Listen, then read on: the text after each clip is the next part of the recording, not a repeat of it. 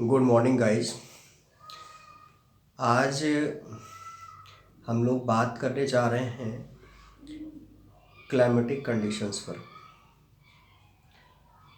World wide देखें तो जो क्लाइमेटिक कंडीशंस है इस समय बहुत ही सीवियर सिचुएशंस प्रिवेल हुई है, चाहे वो यूरोपियन कंट्री हो, एशियन कंट्री हो या अफ्रीकन कंट्रीज हो। सभी किसी न किसी लेवल पर जो है ठंड का सामना कर रहे हैं। यूरोपियन कंट्रीज़ की कंडीशंस तो इस समय बहुत ही ज़्यादा ख़राब है, वर्सेस सिचुएशन कह सकते हो। चाहे वो आपका फ्रांस हो, ब्रिटेन हो, जर्मनी हो, स्वीडन हो, डेनमार्क हो,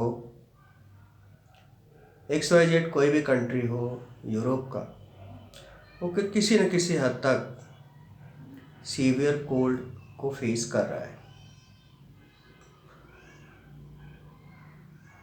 एशिया कॉन्टिनेंट की बात करें तो एशिया कॉन्टिनेंट में नॉर्दर्न जो पार्ट है एशिया का, वो भी इस समय सीवियर क्लाइमेटिक कंडीशंस को फेस कर रहा है। वहाँ पर रहना, वहाँ पर सरवाइव करना ह्यूमन बीइंग के लिए बहुत ही डिफ़िकल्ट हो चुका है। आप जानते हो कि एशिया में जो सबसे ज़्यादा माइनस में टेम्परेचर रहता है, बर्फ़ का रहता है, -70 डिग्री सेल्सियस तक टेम्परेचर वहाँ का चला जाता है विंटर में। जब हम पूरे वर्ल्ड के परिप्रेक्ष्य में देखते हैं, वर्ल्ड के संदर्भ में देखते हैं, तो अपने कंट्री इंडिया को हम बहुत ही लकी मानते हैं, सौभाग्यशाली मानते हैं। हमारा कंट्री अपने आप में बहुत अच्छी पोजीशन में है, इसकी लोकेशन बहुत अच्छी है। यहाँ पर हम हर तरह की क्लाइमेटिक कंडीशंस का एक्सपीरियंस करते हैं। विंटर में भी डिफरेंट प्लेसेस पर different type of climatic conditions के फॉर्म देखने को मिल जाते हैं।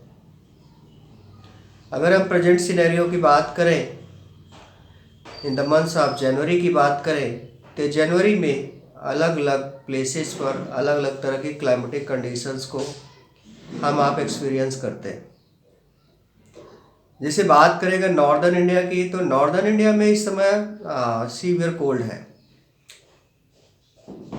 हम लोग सीवियर कोल्ड को एक्सपीरियंस कर रहे हैं, अनुभव कर रहे हैं। जैसे अभी लेह लद्दाख या सियाचिन ग्लेशियर पर तो माइनस में टेम्परेचर की सिचुएशंस है, टेम्परेचर -डिग्री में जा रहा है। वहीं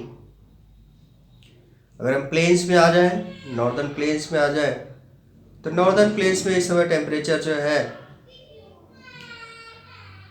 2 डिग्री से लेकर के 7 to 8 डिग्री के बीच में डिफरेंट प्लेसेस पर देखने को मिल रहा है।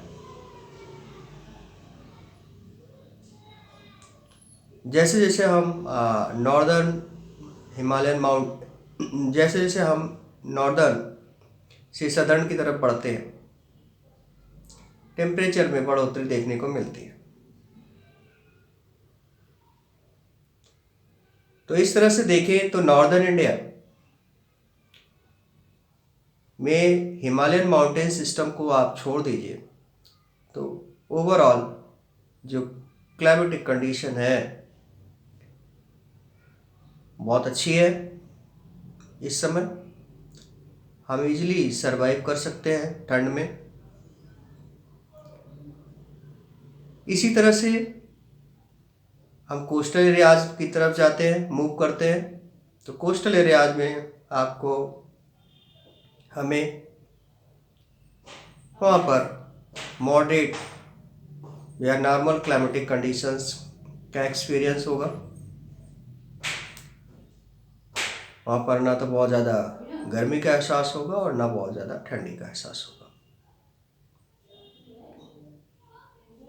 कोस्टल एरियाज़ को अगर हम छोड़ करके साउथ इंडिया के इंटीरियर पार्ट्स की तरफ जाएं तो वहाँ पर ठंड का रियलाइजेशन बहुत कम होता है। हार्डली हम ठंड महसूस करते हैं। तो इंडिया में हम हर तरह की क्लाइमेटिक कंडीशंस को अनुभव करते हैं। इस रेफरेंस में हम लोग बहुत लकी हैं।